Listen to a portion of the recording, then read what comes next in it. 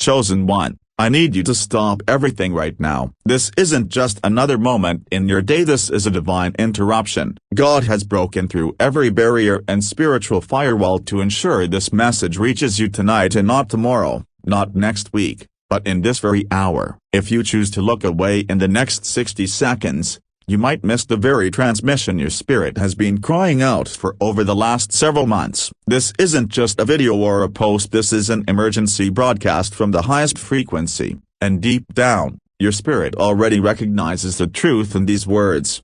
You might feel your heart rate shifting as you read this, or perhaps a sudden tightness in your chest. That isn't a coincidence. And it certainly isn't just an algorithm at work. You are here because at exactly 11:47 p.m. in the spiritual realm, at just 13 minutes before divine midnight, a seal bearing your name was finally broken. What is contained inside that seal is too urgent to wait for the morning light. The Holy Spirit has intercepted your journey, redirected your focus, and positioned you right here at this exact microsecond, because tonight holds a significance you haven't yet grasped. Tonight is actually an anniversary. It's the anniversary of a deep, heartfelt question you asked years ago, or perhaps a desperate plea you whispered while crying in your car just last month. You might have forgotten the moment you asked, but heaven meticulously marked the date. Tonight, the answer has finally arrived. If your spirit confirms this word, I want you to lean in. But I must warn you, what I am about to reveal will completely flip your understanding of why you've suffered, why God seemed silent, and what you are truly being prepared for.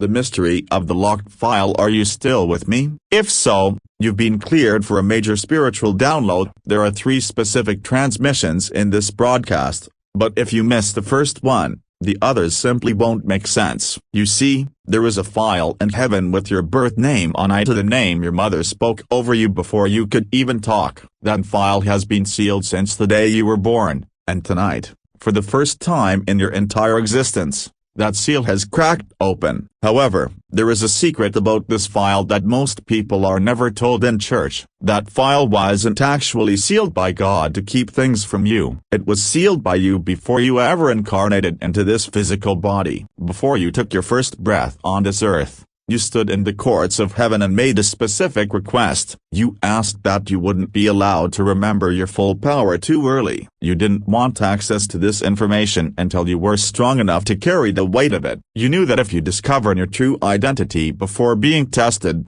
you would try to force your mission before you were ready. The silence you have been interpreting as God's abandonment was actually your own pre-birth strategy. You set a spiritual timer before you were born, and tonight, that timer finally hit 0. In the book of Revelation, it says, "Behold, I stand at the door and knock." In the original Greek, that word for knock is a ring, which isn't a polite tap. It is a military-style, urgent pounding. It's the kind of knock that demands an immediate response. That restlessness you've felt lately isn't anxiety, it's heaven pounding on the door of your consciousness, announcing that the seal is breaking.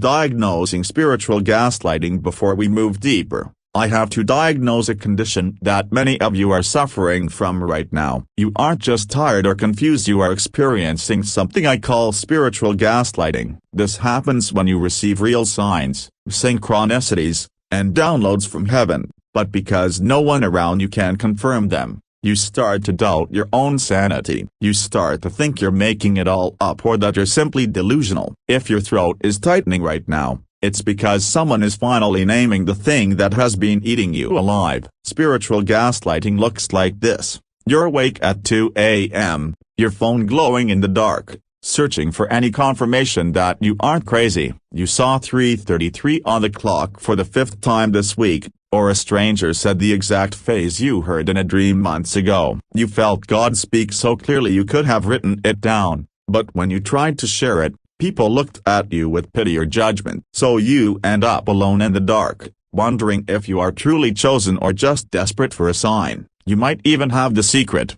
ugly thought, if I'm so special, Why is my life so hard? You wonder why the struggle continues and why the doors remain closed. That thought isn't a lack of faith, it's the residue of the gaslighting you've endured. Someone convinced you that being chosen meant being exempt from pain. But the truth is that the pain wasn't punishment, it was preparation. Every betrayal taught you discernment, every loss taught you detachment, and every silent moment was a lesson in trusting your own spirit. The 7 symptoms of the chosen. There are 7 specific symptoms of spiritual gaslighting, and I want you to see how many you've experienced lately. First, you receive clear guidance, but when you obey, things seem to fall apart, making you doubt your hearing. Second, you see patterns everywhere, numbers and names that repeat constantly, but others tell you you're just overthinking. Third, you have a deep internal knowing of your purpose despite having zero evidence in the physical world to back it up.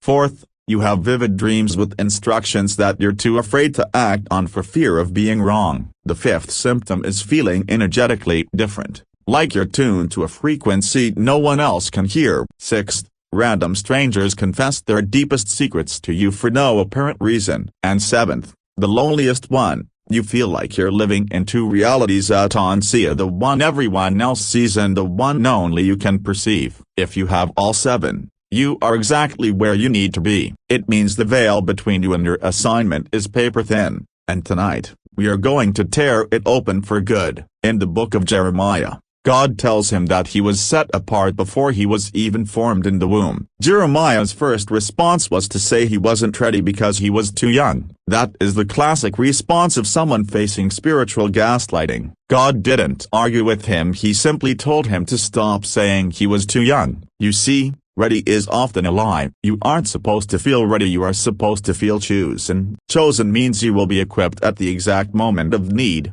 not years in advance. Remembering your ancient yes, the file with your name on it isn't just a blueprint for the future, it's actually a witness report of what you already accomplished in the spirit before you were born. You aren't reading about your future destiny, you are remembering a past commitment. You already volunteered for this mission. You already said yes in the courts of heaven. The seal breaking tonight isn't God finally deciding you're worthy, it's your own soul becoming ready to remember the contract you signed before you ever arrived on this planet.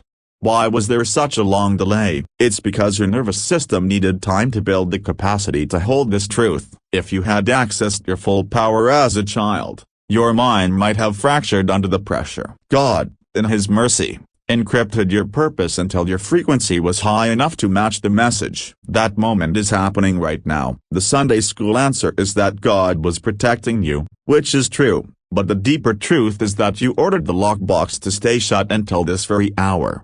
Since you are the one who designed the silence, you can stop feeling like a victim of God's timing. The version of you that already knows how this story ends made sure the version of you walking through the fire wouldn't self-destruct. Ecclesiastes says that God has set eternity in the human heart. This refers to pre-birth memories of the soul remembering what it knew before the body existed. Tonight, those memories are surfacing. The question is, how do you actually access them without distorting the message? The Midnight Protocol. To retrieve this information, you must follow what I call the Midnight Protocol. This is a 3-gate system for accessing your divine downloads. Gate 1 is the recognition gate. This is where you learn to identify signs specifically designed for your unique frequency. In the next 48 hours, look for 3 things that are too precise to be coincidence. When they happen, don't rationalize them away. Speak out loud and say, I recognize this sign. This verbal acknowledgement is the key that turns the lock on the first gate. Gate 2 is the validation gate. Not every sign is from God, some come from your own desires or even distractions from the enemy. A real sign will always do 3 things.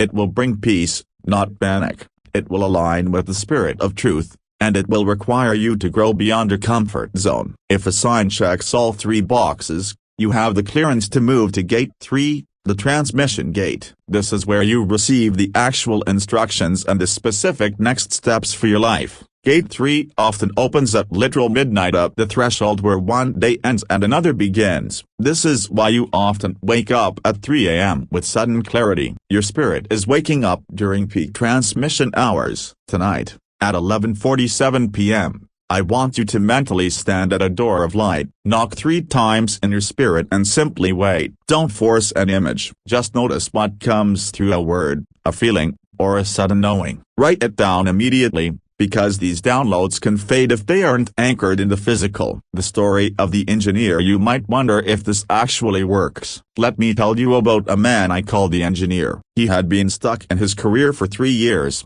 with every door slamming in his face. He began to believe he had misheard his calling. But after applying the Midnight Protocol, he received a download at 11:47 p.m. It wasn't a vague feeling, it was a clear instruction to apply for a position he felt unqualified for. It even used the childhood nickname that only his late grandmother knew. He applied the next morning, and within 3 hours, he got a call back. The manager told him they weren't even looking at more resumes, but something told them to open his. Within 6 weeks, his life had completely transformed. The engineer told me the most profound part was that the voice didn't sound like a booming deity, it sounded like him, the version of him that had already succeeded. This is what happens when you tap into your future self. Samuel in the Bible heard God's voice 3 times before he realized it wasn't a person talking to him. Divine transmissions often sound like your own thoughts because they come from within. They are quiet, familiar whispers of clarity. The engineer's experience proves that when you obey the download, reality rearranges itself to match the instruction. This same opportunity is available to you tonight. You don't have to be more spiritual to access it, you just have to be willing to listen and act. Facing the fear of winning, however, I've seen what happens to people who hear this and do nothing. They feel inspired for a moment, then go back to waiting for a more obvious sign. That creates a specific kind of suffering, the pain of being awake enough to see the path but too scared to walk it. The truth is, you aren't actually afraid of failing. You are terrified of winning. You are afraid of what happens if you actually get everything you prayed for. You worry that if you step into your power, you'll become a target or lose the people you love. These fears aren't signs of weak faith, they are signs that your spirit knows the magnitude of what's coming. Your body is trying to protect you from the weight of your own glory, but you aren't supposed to overcome this fear in the way people think. You are supposed to bring it with you. Fear only activates around real power. If your calling were a delusion, you wouldn't be scared, you'd be bored. The fact that your hands shake when you think about your next step is the ultimate confirmation that the step is real. When Moses stood before the burning bush, he didn't feel confident. He asked, "Who am I to do this?" God didn't give him a pep talk about his skills, he simply said, "I will be with you." Your inadequacy isn't a disqualification, it's the point. If you could do it alone, it wouldn't be a divine assignment. So stop waiting for the fear to vanish. Courage is simply fear that has said yes anyway. You have to start moving with the trembling still in your limbs. Your 40-day playbook tonight is your appointment with destiny. Your breakthrough isn't late, it's precisely on time according to heaven's calendar. But you must be aware that the moment you move toward your breakthrough, the opposition will intensify. The enemy knows what's coming in your next 40 days, and he will use a specific playbook to try and stop you. The first attack is displacement, a sudden, panicked urge to quit your job or end a relationship for no clear reason. If the urge has no peace, don't move for 72 hours. The second attack is the identity scramble, where you suddenly doubt everything you've learned tonight. When this happens, speak your name and your mission out loud until the fog clears. The third is the substitute blessing, a good opportunity that shows up to distract you from the great one. If it requires you to abandon your true assignment, it's a trap. There are far more forms of attack, but your spirit can only process these first 3 for now. You are standing at the threshold of a new reality. The seal is broken, the protocol is in your hands, and the timer has reached 0. The question is, will you be like the engineer who moved despite the shock, or will you stay in the comfort of your spiritual gaslighting? Tonight, at 11:47 p.m., the door will be open. I've given you the keys, all you have to do is turn them.